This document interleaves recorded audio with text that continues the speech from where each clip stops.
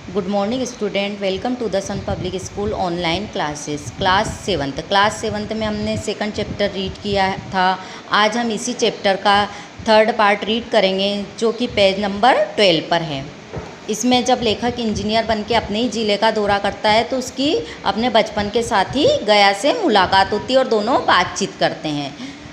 आओ आज हम तुम खेले, तुम पदाना हम पदेंगे, तुम्हारा एक दाव हमारे ऊपर है, वह आज ले लो। गया बड़ी मुश्किल से राजी हुआ। वह ठहरा टके का मजदूर में एक बड़ा अफसर। हमारा और उसका क्या क्या जोड़। बेचारा झेप रहा था, लेकिन मुझे कुछ भी झेप न थी। इसलिए नहीं कि मैं गया के साथ खेलने जा रहा था, बल्कि इसलिए कि लोग इस खेल को अजूबा समझकर इसका तमाशा बना लेंगे। अजूबे का अर्थ होता है अजीब या अनोखा। और अच्छी खासी भीड़ लग जाएगी। उस भीड़ में वह आनंद कहाँ रहेगा। पर खेले बगैर तो रहा नहीं जाता था। आखिर निश्चय हुआ कि दोनों जने बस्ती से बहुत दूर एकांत में जाकर खेले। वहाँ कौन कोई देखने वाला बैठा होगा। मज़े से खेलेंगे और दोनों मैदान की ओर चले। मज़े से खेलेंगे और बचपन की उस मिठाई को खूब रस लेकर खाएंगे। मैं गया को लेकर डाक बंगले आया और मोटर में बैठकर दोनों मैदान की ओर चले। साथ में कुल्हाड़ी ली। मैं गंभीर भाव धारण किए था, लेकिन गया इसे अभी तक मजाक ही समझ रहा था। फिर भी उसके मुख पर उत्सुकता या आनंद का कोई चिन्ह न था। शायद वह हम दोनों में जो अंतर हो गया था वही सोचने में मग्न था। इसमें जब गया और लेखक दोनों मिलते हैं तो लेखक ने गया से गुल्ली डंडा खेलने का आग्रह किया तो गया शर्मा जाता है, क्योंकि वह तो एक छोटा सा मजदूर था और लेखक इंजीनियर बन चुका था। तो दोनों के बीच में पद और प्रतिष्ठा की दीवार खड़ी हो जाती, इसलिए गया शर्मा रहा था।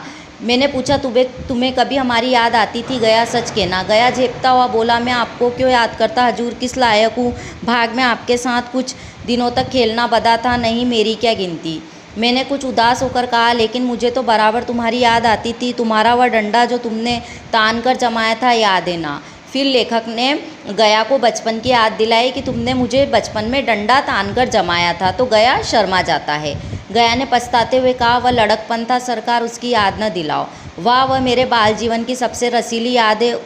तुम्हारे उस डंडे में जो रस था वह तो अब न आदर सम्मान में पाता हूँ न धन में। कुछ ऐसी मिठास थी कि आज तक उससे मन मीठा होता रहता है। इतनी देर हम बस्ती से कोई 3-4 मील निकल आए। चारों तरफ सन्नाटा है। पश्चिम की ओर कोसों तक भीम ताल फैला हुआ है, जहाँ आकर हम किसी समय कमल के पुष्प तोड़ ले जाते थे, उसके झुमके बनाकर कानों में डाल लेते थे। जेठ की संध्या, जेठ का अर्थ होता है जून का महीना और संध्या का अर्थ होता है शाम का समय, केसर में डूबी चली आ रही थी। मैं लपक कर एक पेड़ पर चढ़ गया और एक टहनी काट लाया। चटपट गुल्ली डंडा बन गया।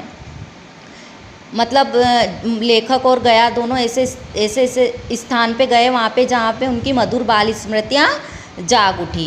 खेल शुरू हो गया। मैंने गुच्ची में गुल्ली डालकर उछाली। गुल्ली गया के सामने से निकल गई। उसने हाथ लपकाया जैसे मछली पकड़ रहा हो। गुल्ली उसके पीछे जाकर गिरी। यह वही गया है जिसके हाथों में गुल्ली जैसे अपने आप ही जा पहुँचती थी, जैसे गुल्लियों पर वशीकरण डाल देता हो। नई गुल्ली, पुरानी गुल्ली, छोटी गुल्ली, बड़ी गुल्ली, नोकदार गुल्ली, सपाट गुल्ली, सभी उससे मिल जाती थी। यहाँ पे लेखक ने गुल्लियों के प्रकार को दर्शाया है, जैसे उसके हाथों में कोई चुंबक हो जो गुल्लियों को खींच लेता हो। लेकिन आज गुल्ली को उससे वह प्रेम न रहा। फिर तो मैंने पदाना शुरू किया। मैं तरह तरह की धांधलियाँ कर रहा था। धांधलिया का अर्थ होता है छल कपट करना। अभ्यास की कसर बेईमानी से पूरी कर रहा था। कूद जाने पर डंडा खेले जाता था। हालांकि शास्त्र के अनुसार गया की बारी आनी चाहिए थी। गुल्ली पर ओछी चोट पड़ती और वह जरा दूरी पर गिर पड़ती तो मैं झपट कर उठा लेता और दोबारा टाँड लगाता। गया ये सारी बेकायदगियाँ देख रहा था। बेकायदगियाँ का अर्थ होता है नियम के विरुद्ध बात, पर कुछ न बोलता, जैसे वह सब कायदे कानून भूल गए। उसका निशाना कितना अचूक था। अचूक का अर्थ है जो न चुके। गुल्ली उसके हाथ से निकलकर टंस से डंडे में जाकर लगती थी। उसके हाथ से छूटकर उसका काम था डंडे से टकरा जाना। लेकिन आज वह गुल्ली डंडे में लगती नहीं। कभी दाहिने जाती है, कभी बाएं, कभी आगे, कभी पीछे। मतलब जब लेखक और गया दोनों गुल्ली डंडा खेलते हैं तो लेखक तरह तरह की धांधलियाँ कर रहा था, लेकिन गया उनको अनदेखी कर रहा था। आधा घंटा पद आने के बाद एक बार फिर गुल्ली डंडे में आ लगी। मैंने धांधली की, गुल्ली डंडे में नहीं लगी, बिल्कुल पास से गई लेकिन लगी नहीं। गया ने किसी प्रकार का असंतोष नहीं प्रकट किया, न लगी होगी। डंडे में लगती तो क्या बेईमानी करता। बचपन में मजाल था कि मैं ऐसा घपला करके जीता बचता, यही गया गर्दन पर चढ़ बैठता, लेकिन आज उसे कितनी आसानी से धोखा दिए चला जाता था। गधा है, सारी बातें भूल गया। सहसा गुल्ली डंडे में लगी और इतनी ज़ोर से लगी जैसे बंदूक छूटी हो। इस प्रमाण के सामने अब किसी तरह की धांधली करने का साहस मुझे इस वक्त भी न हो सका। लेकिन क्यों न एक बार सच को झूठ बताने की चेष्टा करूं। हरज ही क्या है, मारा गया तो वाह वाह, नहीं तो 4 हाथ पदना ही तो पड़ेगा। अंधेरे का बहाना करके जल्दी से गला छुड़ा लूँगा, फिर कौन दाव देने आता है। गया ने विजय के उल्लास का अर्थ होता है हर्ष या खुशी। गया ने विजय के उल्लास में कहा, लग गई, टन से बोली। मैंने अनजान बनने की चेष्टा करके कहा, तुमने लगते देखा, मैंने तो नहीं देखा। टन से बोली, हे सरकार, और जो किसी ईंट में लग गई हो। मेरे मुख से यह वाक्य उस समय कैसे निकला, इसका मुझे खुद आश्चर्य। इस सत्य को झुठलाना वैसा ही था जैसे दिन को रात बताना। हम दोनों में गुल्ली को डंडे में जोर से लगते देखा था, लेकिन गया ने मेरा कथन स्वीकार कर लिया। हाँ, किसी ईंट में लग गई होगी, डंडे में लगती तो इतनी आवाज़ न आती। मैंने फिर पदाना शुरू कर दिया, लेकिन इतनी प्रत्यक्ष धांधली कर देने के बाद गया की सरलता पर मुझे दया आने लगी। इसलिए अब तीसरी बार गुल्ली डंडे में लगी तो मैंने बड़ी उदारता से दाव देना तय किया। गया ने कहा, अब तो अंधेरा हो गया भैया, कल पर रखो। मैंने सोचा कल बहुत सा समय होगा, न जाने यह कितनी देर पदावे, इसलिए इस वक्त का मामला साफ कर देना अच्छा होगा। मामला का अर्थ होता है मामला। नहीं, अभी बहुत उजाला है, तुम अपना दाव ले लो, गुल्ली सूझेगी नहीं, कुछ परवाह नहीं।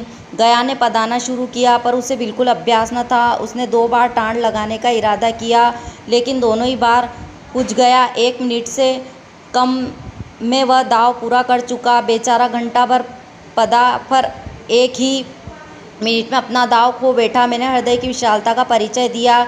1 दाव और खेल लो, तुम तो पहले ही हाथ में हुज गए। नहीं भैया, अब अंधेरा हो गया, तुम्हारा अभ्यास छूट गया, कभी खेलते नहीं। हम दोनों मोटर पर जा बैठे। चिराग जलते जलते पड़ाव पर पहुंच गए। गया चलते चलते बोला, कल यही गुल्ली डंडा होगा, सभी पुराने खिलाड़ी खेलेंगे, तुम भी आओगे, जब तुम्हें फुर्सत हो तभी खिलाड़ियों को बुलाओ। मतलब गया ने कहा कि क्या तुम भी आओगे, जब तुम्हें फुर्सत हो तभी मैं खेल अपने खिलाड़ियों के साथ शुरू करूँगा। मैंने शाम का समय दिया और दूसरे दिन मैच देखने गया। कोई 10-10 आदमियों की मंडली थी। वह मेरे लड़कपन के साथी निकले। अधिकांश युवक थे जिन्हें मैं पहचान नहीं सका। खेल शुरू हुआ।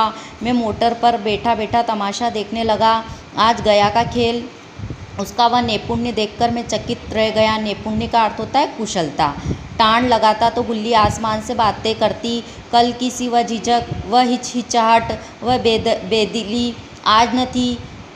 लड़कपन में जो बात थी आज उसने प्रौढ़ता प्राप्त कर ली थी।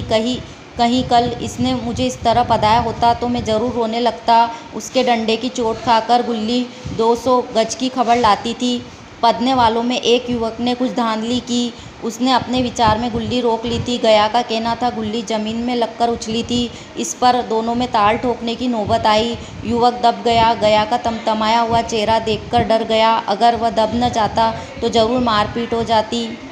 मैं खेल में न था, पर दूसरों के इस खेल में मुझे वही लड़कपन का आनंद आ रहा था जब हम सब कुछ भूलकर मस्त हो जाते थे। अब मुझे मालूम हुआ कि कल गया ने मेरे साथ खेला नहीं, केवल खेलने का बहाना किया। उसने मुझे दया का पात्र समझा। मैंने धांधली की, बेईमानी की, पर उसने जरा भी क्रोध न आया। इसलिए वह खेल न रहा था, मुझे खिला रहा था, मेरा मन रख रहा था। वह मुझे पदाकर मेरा कचूमर नहीं निकालना चाहता था। मैं अब अफसर हूँ, यह अफसरी मेरे और उसके बीच में दीवार बन गई। अब उसका लिहाज पा सकता हूँ, अदब पा सकता हूँ, साचरी नहीं पा सकता। लड़कपन था तब मैं उसका समकक्ष था, इसमें हम में कोई भेद न था। यह पद पाकर अब मैं केवल उसकी दया के योग्य हूँ। वह मुझे अपना जोड़ नहीं समझता। वह बड़ा हो गया, मैं छोटा हो गया हूँ। इसमें लेखक यहाँ गया की भावनाओं को व्यक्त कर रहा है कि बचपन में जब खेलते थे तो उनके बीच में पद और प्रतिष्ठा की दीवार खड़ी नहीं थी। लेकिन आज जब लेखक ने गया के साथ खेला तो गया ने अपने मन में पद और प्रतिष्ठा की दीवार खड़ी करी और लेखक को बड़ा अफसर समझकर उसको खेल में जिताया। अब हम इसके जो क्वेश्चन आंसर है वो नेक्स्ट वीडियो में करेंगे।